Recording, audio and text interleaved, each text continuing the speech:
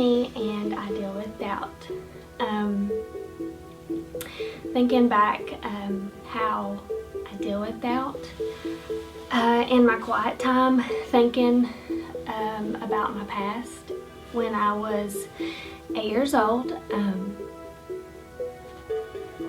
Looking back at it, it's hard because you don't want to think about it. You just want to shut it off. And for me, I didn't think that it was a bad issue, but it really is when you dig down deep and find it that it's an issue. Not a lot of people want to dig down deep to find what it is because they just want to shut it off. But it started when I was 8 years old. My sister, she's 7 years older than me, so she was probably about 14 at the time. But when I was 8, my mom and dad, they got a divorce. And me being 8, I didn't get to see a lot as my sister did. So I didn't deal with it like her. But with me, being so young, I dealt with it differently.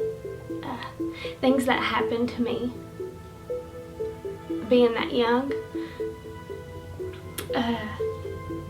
When my parents split up, there was a lot of things that I seen that I didn't need to see.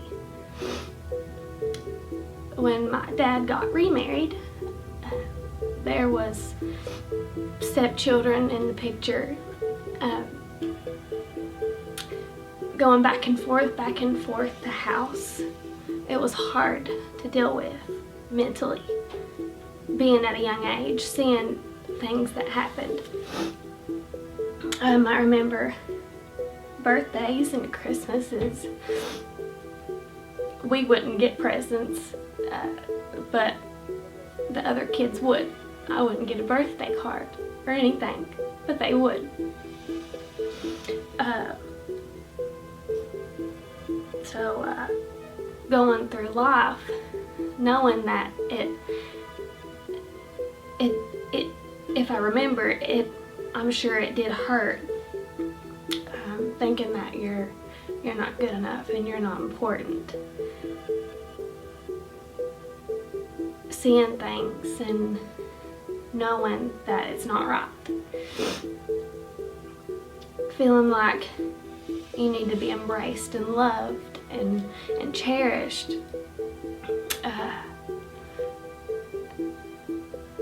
Through all those things, growing up, there just come a time where we grew apart and we just kind of shut it out, and I didn't see him anymore. And always I would deal with doubt and insecurity. With doubt comes insecurity and trust issues and fear. But my dad would never call through those times of separation. People may look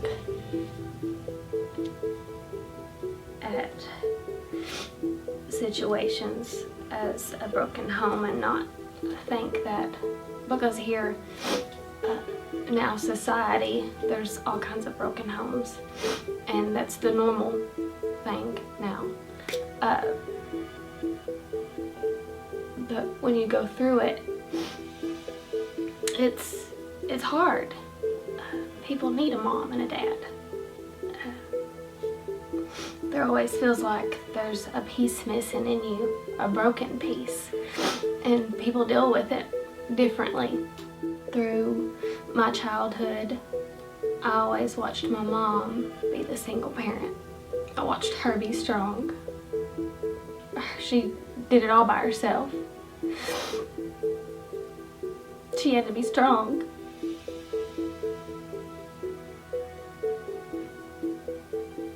She had to be the tough one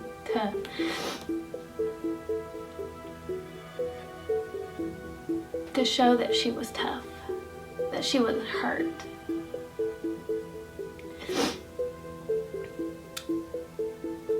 So I think now, me growing up and seeing that, I feel like I have to be the tough one. I have to do everything by myself.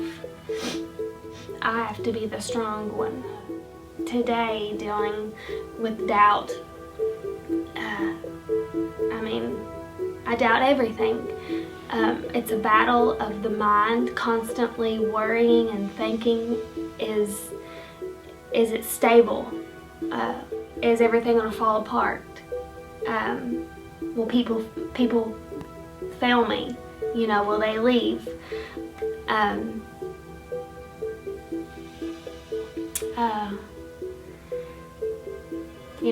I good enough to do the things God's calling me to do? I even questioned God about working through me and what He wants to do through me.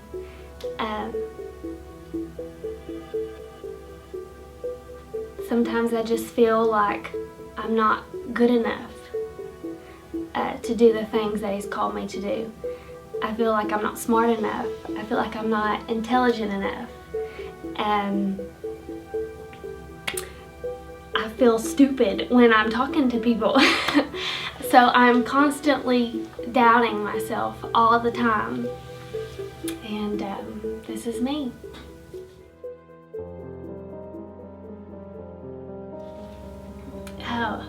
Coming from a broken home, I still deal with doubt today. Sometimes it's hard, sometimes it comes easier. But the way I deal with it today is God's love is amazing. And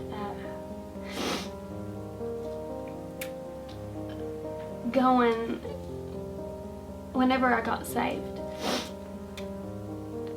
and finding out what my calling was, which was worship, every time that I would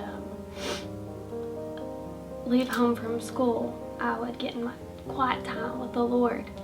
And the way that I would think upon the Lord during my hard times, which He would show me a picture of Him in a solid white room, and there would be His throne, and I would come to Him and bring all my cares to Him, and He would be sitting there on His throne.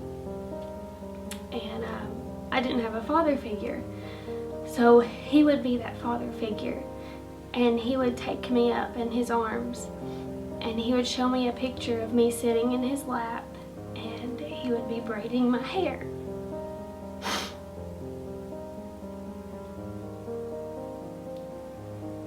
And these are not tears of sadness, this is tears of joy, because when I worship today and when I get in that personal time with Him,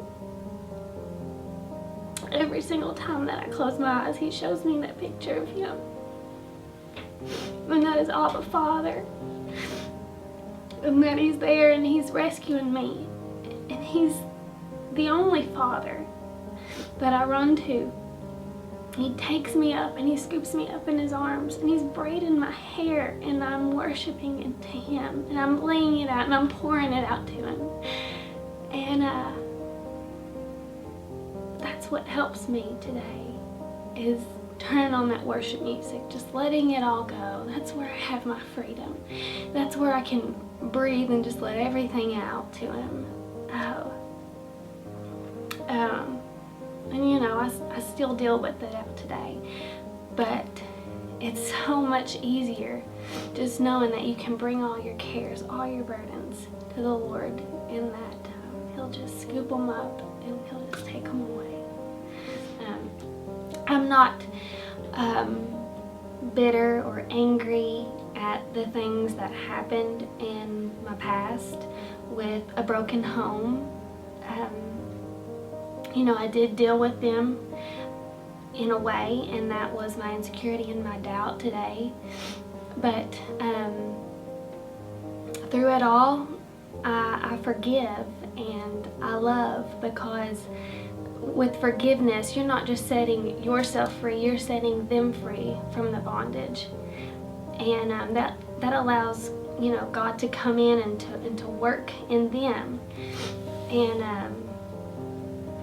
you know, I love my father and I love my mother, and you know, I forgive everything that has happened. Then my dad wasn't in my life, but through